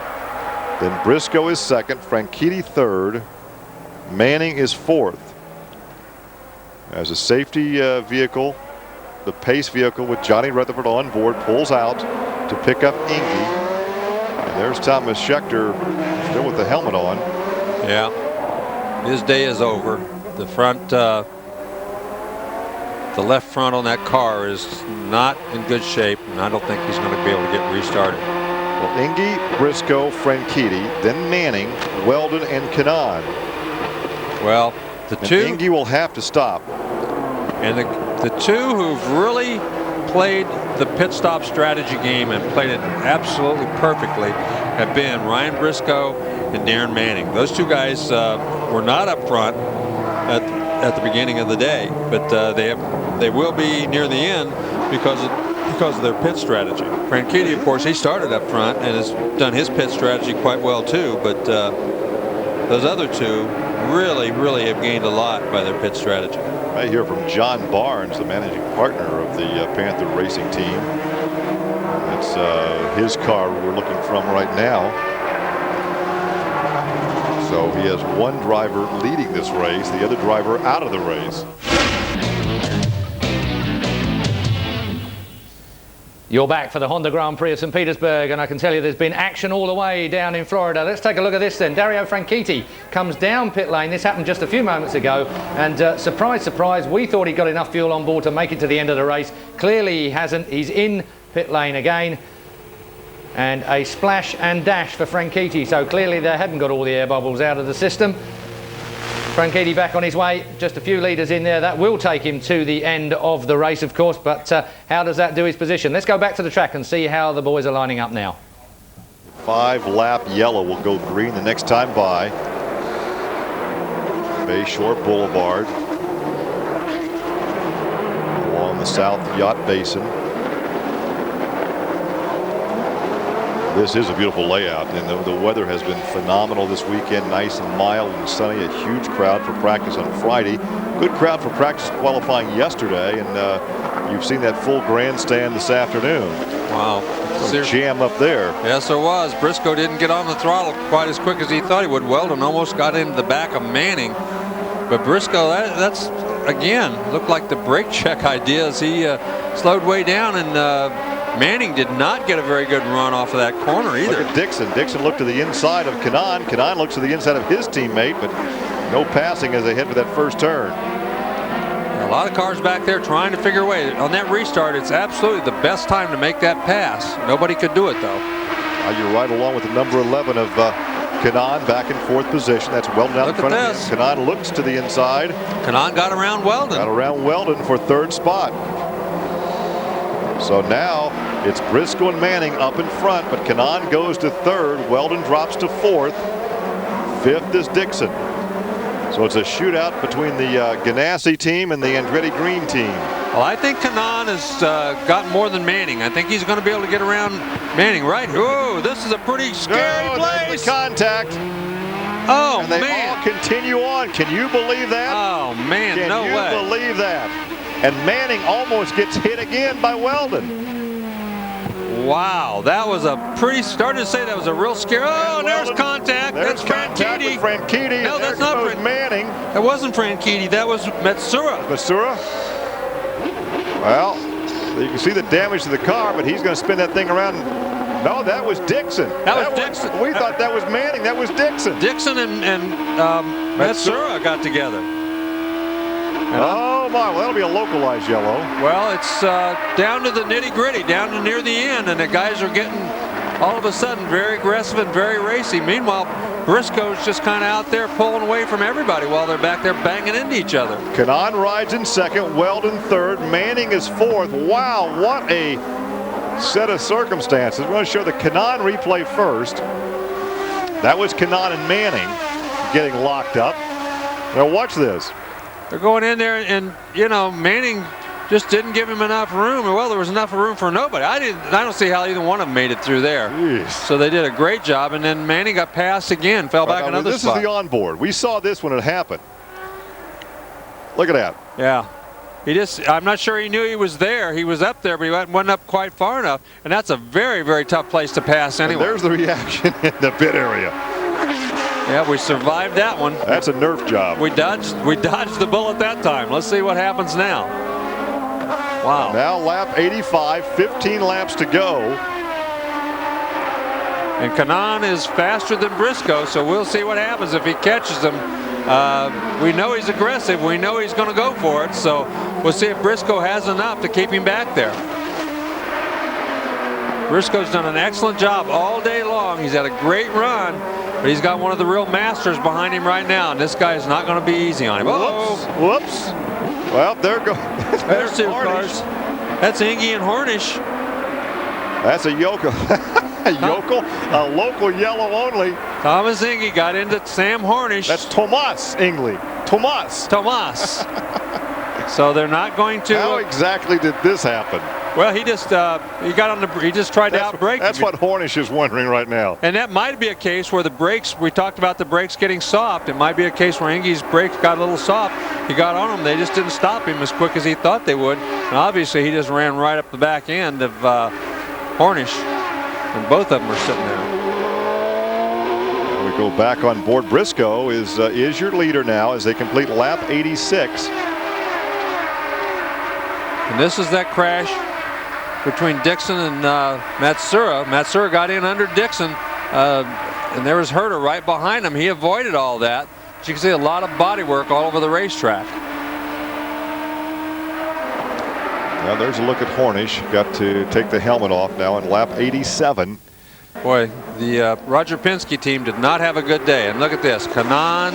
All over the rear of Briscoe. He is on the prowl. And keep in mind now that the pit problems today had Kanaan all the way to the back of the pack. Yes, he did. He had a pit penalty early on, and he's labored from the back of the pack, had some lousy pit stops because the refueling rig was not hooking up properly, and here he is in second spot with a chance to win this thing. Well, the best thing Briscoe has going for him is he's getting through turns 13 and 14 very well. He gets through there and down this long straightaway extremely well. Looks like he's getting out-braked a little bit, but Kanaan cannot get a run on him. Kanaan's getting through the slow corners faster than Briscoe is, though. The first ever street race in the IndyCar Series is living up to its billing. It's certainly getting dramatic in the closing stages. And if you missed it a little bit earlier on, Sam Hornish and Thomas Enger coming together here. Thomas Enger mounting Sam Hornish's Penske car and sliding up the slip road and out of the Honda IndyCar race, of course. And we saw Darren Manning and Tony Kanaan coming together a little bit earlier on. Let's get back to the track then and see whether they've survived the last lap. So right now, under the fifth full course yellow of the day, you have Briscoe, the rookie, leading the veteran Kanaan. Weldon is third, Franchitti fourth. So you have the Andretti Green teammates of Kanaan, Weldon, Franchitti running second, third, and fourth. And Herta now is fifth. So Andretti Green has 4 of the top 5. Geez, how unusual that is. Matsura's missing a wing. They're missing parts as we get late in the race. Yes, they are. Wow. There's the wing missing on the Matsura car. And that, of course, happened when he and Dixon got together. That was part of the pieces and parts we saw laying all over the racetrack. Not quite as significant on this track as it would be like at Texas. Well, no, but he's really going to have trouble. He's going to be very slow, especially in the faster corners without that wing. So it'll cost him a lot of ground on the racetrack. The top 6 positions now occupied by either Andretti Green teammates or Target Ganassi. Well, the Target Ganassi group has certainly made a huge comeback here today. They had 3 cars running in the top 5 at one time late in the race. Dixon had trouble there with Matsura and is now fallen back, but still they had a very, very good run here today, and they can be very happy about that. And Briscoe started in 10th position. He's led a couple of times this afternoon. In fact, he's led 3 different occasions. Well, he's definitely been the big surprise of the day. I mean, it was pit strategy that put him out front the first time. Well, it's put him up front all day long. But once he's been up front, he's not disappointed. He's been able to run. He's been able to maintain his position. Nobody's been able to pass him yet. But let me tell you, with Kanaan and Weldon and Franchitti right behind him, he's going to have a very, very tough last 10 laps of this race. And they're going to, they're going to go after him. There's no question about that. The first thing he's got to do is figure out how to get a good restart so that they don't get him going into turn 1 on the restart. Brake check. Brake check. That's what he did the last time. I don't know what you call it in other parts of the world, but in the good old US of A, we call that a brake check, and that's exactly what he did. Go, you hit the brakes, and you take off again. Yep. He had everybody else jammed up behind him, and he did a good job. He got off there. Although the race directors kind of frown upon that type of restart. Well, it's not exactly what they would recommend that you do. That's correct, but it doesn't endear you with your fellow competitors. Well, if you're leading the race, and a young man like Briscoe, who's never had a victory in this kind of a circuit before, in this big a league of racing, anything goes, I think. We're going to hear from Chip Ganassi. We'll hear from Kim Green, because those are the guys that have the top 6 drivers in this race. We said earlier, but he certainly has a knack for picking very talented drivers. Chip, you found Ryan in the offseason. What did you see in him? Well, Jamie, he was one of these guys, young kid, a lot of Formula 3 and 3000 experience. He was driving for the Toyota Formula 1 team as a test driver, and so he's got that big horsepower experience that a lot of times we look for in this series. Talk about the rolling of the dice you guys have been doing today, even messing with us with the tires and your fuel strategy. Tell us about that. It seems like it's so far it's paying off. Like I said in the beginning, there's a lot of ways to run these road races, a lot of different strategies, and the one we planned on today just happened to work out. The yellows fell the right way, and we have been in a good position here, with 10 or so to go, so we'll see what happens. All right, Chip Ganassi running up front. Dr. Punch is with the birthday boy, Kim Green. Yeah, he's ready. Green pits, and Kim, you've got your series champion chasing their rookie. Can you handle him? Well, he's obviously a very, very good driver, and we've put Tony in some difficult situations, an injury in the pits and a bad pit stop. So he's worked really hard, stayed focused. The guys have regathered themselves behind the pit wall. We've done a great pit stop. We've got a good car. He knows what to do. Hopefully we can get a few more than just Tony past the red and white car in first position. But it's been a thrilling race for everybody, and what a great crowd. Could be a nice birthday present for you too as well. Be an awesome birthday present. Thank you. By the way, Dario Franchitti just radioed Tony Kanaan and said you got to get Briscoe on cold tires. Let's check in now with Vince. Well, that's interesting. Franchitti is telling Kanaan when to go for it. So get it on cold tires. Well, and that obviously means that obviously means on the first turn on the restart. So I think you'll see Kanaan pulling out all the stops, trying to pull that off. So they're going to get the green this time by. So we'll see. 9 laps. This will be the completion of lap 91, 100-lap race. I wonder if they've got the radios hooked up that the drivers can talk to each other. I don't know, but they must have. We'll see if Briscoe is sharp enough. Uh-oh. Kanaan pulled around him right there. We'll see if he lets that rattle him a little bit. Well, he did that about 2 laps ago, pulled alongside. Weldon almost pulled alongside Kanaan. Well, you've got a veteran here messing with a rookie, so we'll see. We'll see. Oh, I think Kanaan got a good rerun. Good start. Good restart right there. I think Briscoe is going to have trouble keeping him back there. Oh, he's going to go to the high side. Well, Briscoe went to the bottom to try to keep him behind him, so he had to go to the high side. Now he's on the inside going, no, he didn't make it. Did not make it. What a terrific job. That was a gutsy move, though, on the high side. Briscoe did a great job. He moved down the racetrack. Now this moved him over. He moved him over. That's blocking. That's just blocking right there, but he moved him over. He saw him coming. He's certainly using up a lot of the racetrack, and I'm sure Tony Kanaan's not happy about that, but making that car real wide. Making it real wide. Right now, Tony Kanaan tried everything. He tried both sides right there on that restart in the first 2 or 3 corners. But you know what?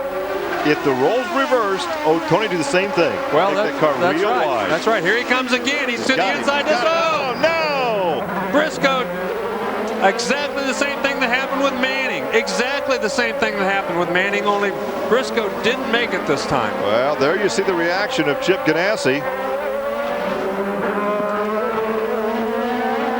And Weldon got around while they got around Kanaan. While these 2 guys were banging into each other, Weldon got around both of them. Weldon leads for the first time this afternoon. No, second time this afternoon. Wow. Weldon led back on lap 62, took the lead. Well, we'll see if Kanaan gives him a body slam like he has a couple other guys. Now here's a replay of that contact between Kanaan and Briscoe. Got down the inside. Well, Briscoe had to know he was there and turned into him. Yeah, he turned down. Kanaan seemed like he was up plenty far enough. He had a good run on him down there. Briscoe's on the brakes. He just comes down and you know. Knocks out the camera. Yeah, knocked the camera out. No question about it. Here it comes again. It's not a place, I think the big thing is it's not a place you expect somebody to pass. And right there is why Kanaan got passed. He almost got an entire barrier himself. But this late in the race, you expect to be passed anywhere. Well, and Kanaan had been trying to do everything he could. Is that an There's engine some going spray. away? I think that's Yasukawa. Yeah, Matsura back in 5th position. Well, look at this. You got Weldon up in front. He won the opener here in Florida. Weldon now lives in St. Petersburg, so we've all come to his house for a homecoming this weekend, and he can find himself in victory lane. He's got Kanaan, his teammate, right behind him, and Franchitti right behind them. So 1, 2, 3 is Andretti Green.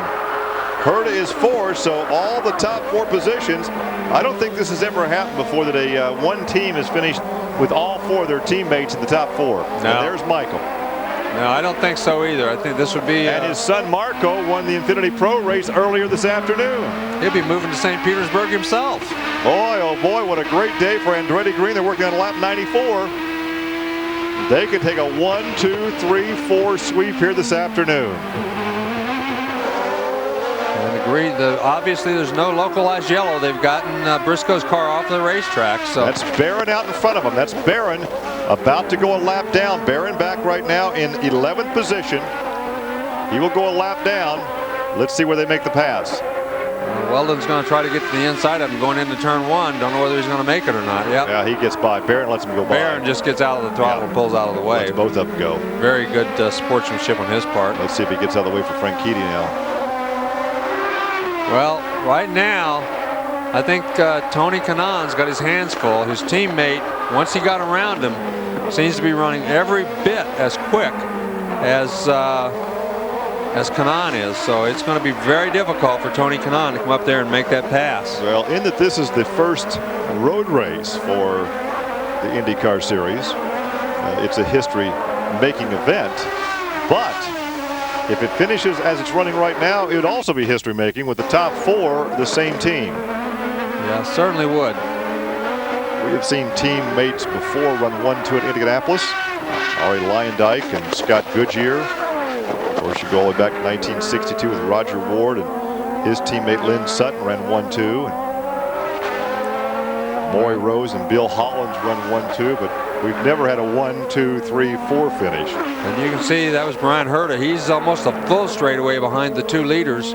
Franchitti has not been able to gain on the 2 leaders. He's back a couple of seconds from them and hasn't been able to close the gap. Kanaan, it looks like, is the only guy who might have any kind of a shot at all at getting around Dan Weldon. Well, right now, Mira is in 5th position, but he is about 2.5 seconds behind Herta. So Herta right now with a 2.5 second advantage, riding in 4th spot with 5 laps to go. Well, I'll tell you this, Kanaan does not look like a guy who has given up. He looks like a guy that still thinks he has a chance to win this race, as he's pulled right up on the back of Weldon in a couple of spots. And once again, he's very good in the braking areas and in the areas where the slower corners.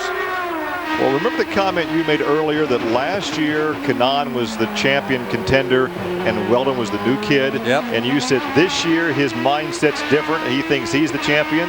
Well, he's driving like it now. Well, he's driving like he wants to be the champion. There's no question about that.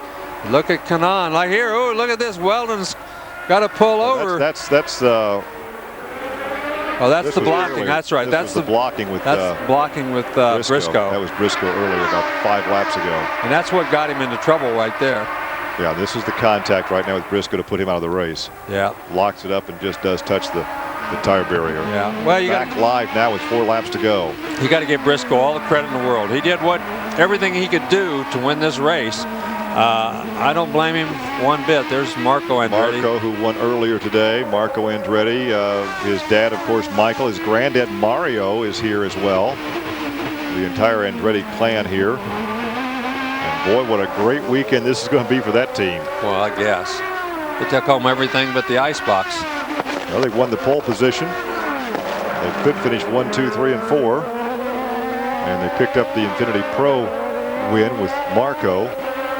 Of course, the youngest Unser was also in that race, but he got tangled up in that first lap, first turn crash at the start. And Tony Kanaan still trying to do something to make this thing. And look at Michael. I don't think he wants to see. I don't think he thinks he wants to see Kanaan get up there and battle for the lead. I think he's quite happy the way things are going. But Kanaan is not a guy who's given up yet. He's still up there trying to make something happen here to win this race. Because, you know, even though he was the champion last year, he thinks that he's, you know, he wants to maintain this #1 position on this team. Dan Weldon is challenging that right now, and he wants to maintain that #1 ranking on Andretti Green Racing. Well, you can see the gap between first and second. They'll come around to complete lap 98, giving us 2 laps to go. And you kind of wonder what Michael might be saying to his drivers right now.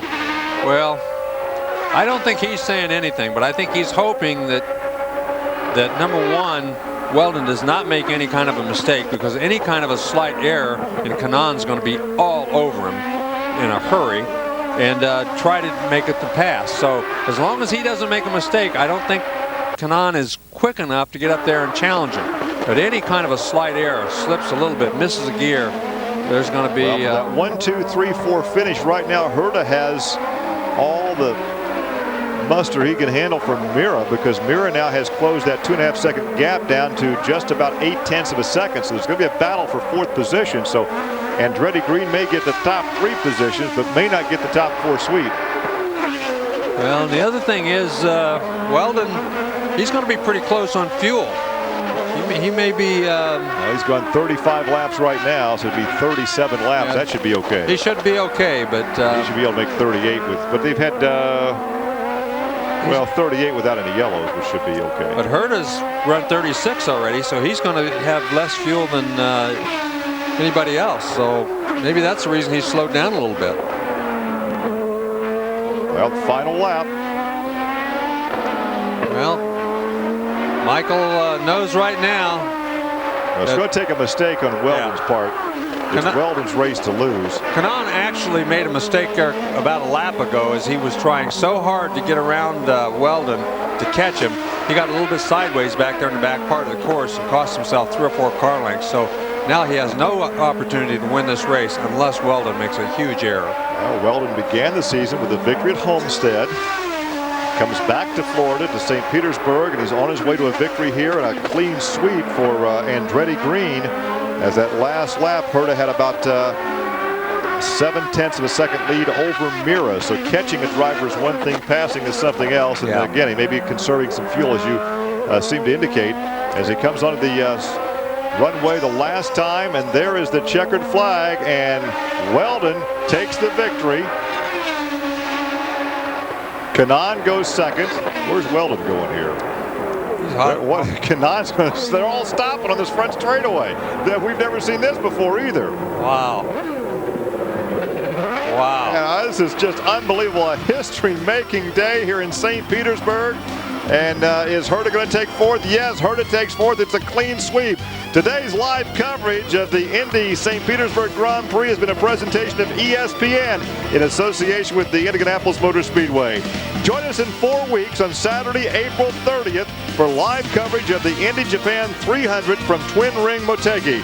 For Larry Rice, I'm Gary Lee. Thanks for joining us, and so long from St. Petersburg, Florida. Well, thanks for being there, and what a race St. Petersburg turns out to be in the end, especially for Great Britain. Dan Weldon, well, he was lurking for a long time, wasn't he? He was certainly prowling, but if we can generalise a little bit more on that at the moment, Paul. Andretti Green, I've asked you the question, I think, for the last 2 rounds. I mean, it doesn't come much better than the whole lot of them past the flag first. No, when you consider where they started, I mean, there was a fair old mix-up, Dan being the slowest of all of them, but he was fastest in the morning warm-up. The strategy, I mean, I've said this week after week now, I mean, Andretti Green really concentrate on the strategy, and even having to bring Dario back in to put extra fuel on when he thought he had enough, still got him onto the podium. Brilliant as far as Dan Weldon is concerned, but I want to go back just a few laps before that when we had Ryan Briscoe, the rookie, leading this race, the 33 car. I mean, you have to feel sorry for this youngster. He'd done just about everything right, but it had an inevitability about it that I think all 3 of us here, and I'm sure everyone at home, will have been waiting for, didn't it? Well, that's right, Keith. I mean, we've been tough on the kid because he's not looked comfortable on the ovals. He's wrecked a lot of chassis. Chip Ganassi's been upset with him. And Chip was really being quite funny with the interviewer in the pit lane, saying, you know, how do you think he's doing? We get to the moment of the restart. Ryan is obviously going to get jumped at some stage. There's an enormous amount of experience and 4 Andretti Green guys behind him. But look at the way he fought back brilliantly. But he fought back, he held on, and the commentators were getting very excited about was he blocking and so on. Hell no, he was defending his position. This is absolutely fair, no trouble, you can do that. But I'm not so sure that what Kanaan then went on to do, you can do. Well, he's duffed up Darren Manning twice so far this, this week. I mean, he's the reigning champion. We know he's a great guy. We know he's a good guy, and we know he's a fair driver. But the 2 incidents today, both against Target Ganassi cars, one with Darren, which I thought was very rugged, and then the manoeuvre that we're leading up to here, I think was completely unnecessary, I'm afraid. I mean, you know... Well, the boy was taken out. He was taken out, but it is a motor race, not flower arranging at the end of the day. It was coming to the closing stages of the St. Petersburg race. At the end of the day, Kanaan is a tough character. Paul, are you as sympathetic with Briscoe as perhaps Christopher has fallen to be?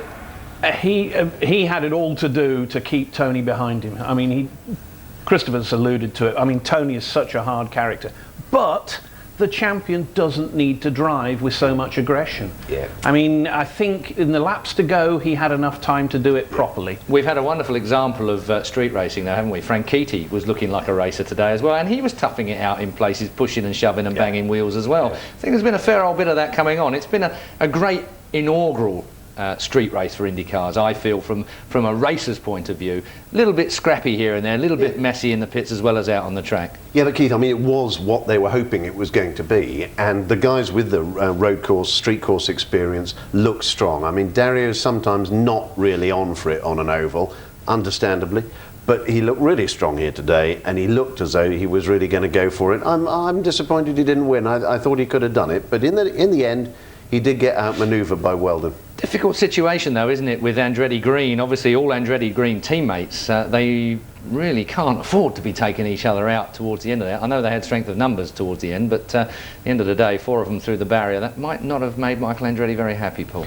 No, you could see from sort of 6 laps to go that the body language was all that there was going to be P45s on the shelf for the first person to throw it in the wall. But at the end of the day, you know, a race is a race, and as you've just said, it's not flower arranging. If there's laps to go, then people will always try and sneak the place ahead of them. So, fair credit to them. I mean, 4 places without any hassle. You've got to say, Andretti, he's having a great day, hasn't he, really? He's having a great weekend, in fact, because his son's had a fantastic time out as well. That's right. Young Marco, who we saw on the pit wall a little earlier on, the grandson, if you like, has really been quick. He won the junior race, the IPS race. He's looked quick on road courses. He's a teenager, you know, he's got a little way to go. But that's exciting to see them coming on. And not just this, don't forget, this was an Andretti Green promoted race as well. It was them that put the whole event together here in St. Petersburg. Well, I might have sounded like I'm being silent regarding Dan Weldon, of course, but I thought we left the last minute and a half here on the programme to dedicate to Dan Weldon. A fantastic race again for that young man. He was only 6 points behind in the series when we came to this race today. That win puts him very, very neatly into a great position as we move on through the series now, Paul. Absolutely terrific. And he's driving so well now, and he's using his head.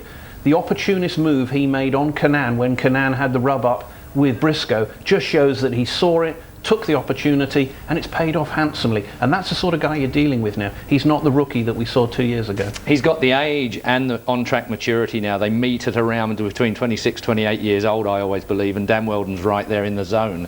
Yeah, he is, and he looks very comfortable with the team. He's obviously got a great relationship going, not just with his engineers and the people immediately around him, but with Michael Andretti as well.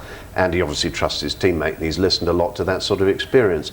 And it's great to see him doing so well. I mean, this really makes him, you know, the top British driver worldwide at the moment, and that's quite some compliment. 2 out of 3 now. Can he go on to win this championship, Paul, very quickly? I think, as he said at the last race, you know, you have to take every race as it comes. And if he's going with that mindset, then I think he's probably looking good. But at the end of the day, he's bright enough to look for the points at every opportunity. Can't say fairer than that, of course. So history has been made today with the first ever road race event for Indy racing.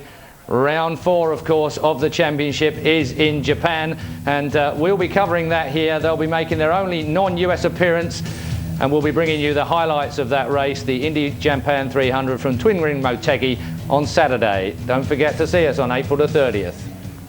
Well, that's it. My thanks, of course, go to Christopher Tate and Paul Cherry here, and to Extract for lending us the gearboxes in the front of our studio today. A fantastic day for Dan Weldon and Andretti Green. Hope you enjoyed our coverage. We'll leave you with highlights of the Honda Indy from St. Petersburg in Florida. Good night.